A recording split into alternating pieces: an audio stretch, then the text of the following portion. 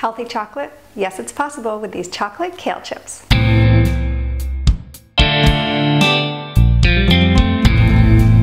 This recipe came about because I had an abundance of kale. If you've seen any of my previous videos, you probably knew that I had a lot of extra kale that came up this spring from plants that I had planted late last summer. Anytime I have an abundance of kale, my first thought always goes to kale chips.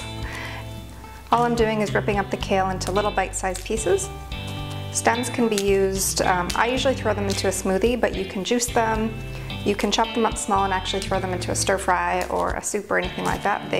Stems are delicious. They actually also work really well in a pesto. Even the pesto that I used in my spring energy bowl video, you could also throw some kale stems in that as well. My kale's already been washed and partially dried, but I can still feel a little bit of moisture left on the leaves. So I'm going to put it back in my bowl with a tea cloth and just dry it up really well.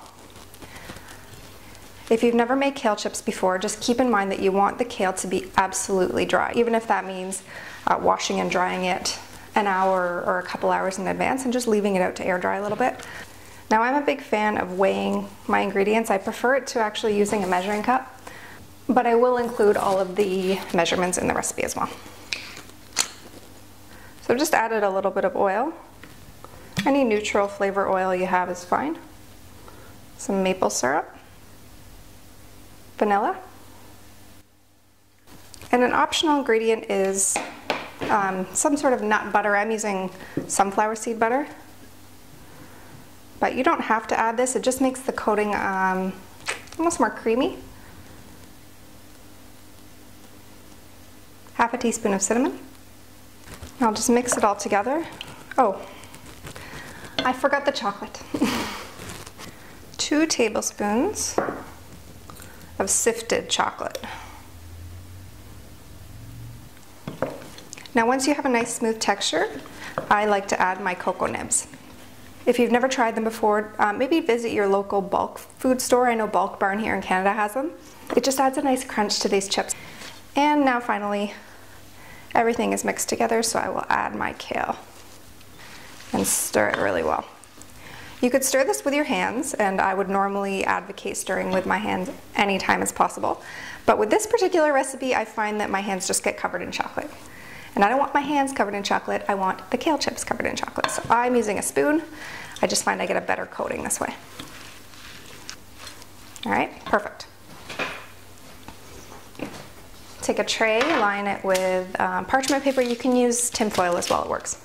I do find that the parchment actually results in less sticking than the aluminum foil, but whichever you have is fine. You want to try to spread it out as much as possible. If you can leave I mean, you wouldn't get at this point, but really you want to think about trying to get open space around each individual kale chip. Now, the reason that we're doing that is that's how you get a nice crunchy texture. If you had left lots of kale just overlapping, sort of creating a big mound, the outside would get crunchy and chip-like, but the inside would stay soggy. All right, perfect.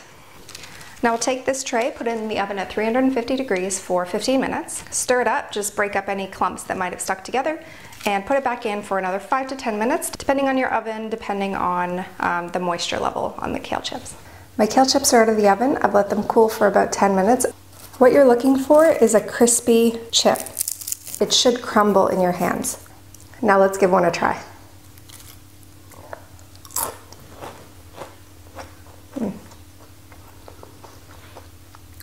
I love the fact that I'm eating chocolate, but I'm also getting my vegetables. They're sweet, but not overly so. And I really love the crunch of the cocoa nibs. I find it just adds that extra something. They're on the bitter side, cocoa nibs, but with the sweet chip, I find it balances it just perfectly. I hope that you give these chocolate kale chips a try. They're absolutely worth it. And if you do try it, let me know in the comments below what you think. And if you like this video, please give it a thumbs up and subscribe to my channel, and I will see you again soon. Now to eat the rest of my kale chips.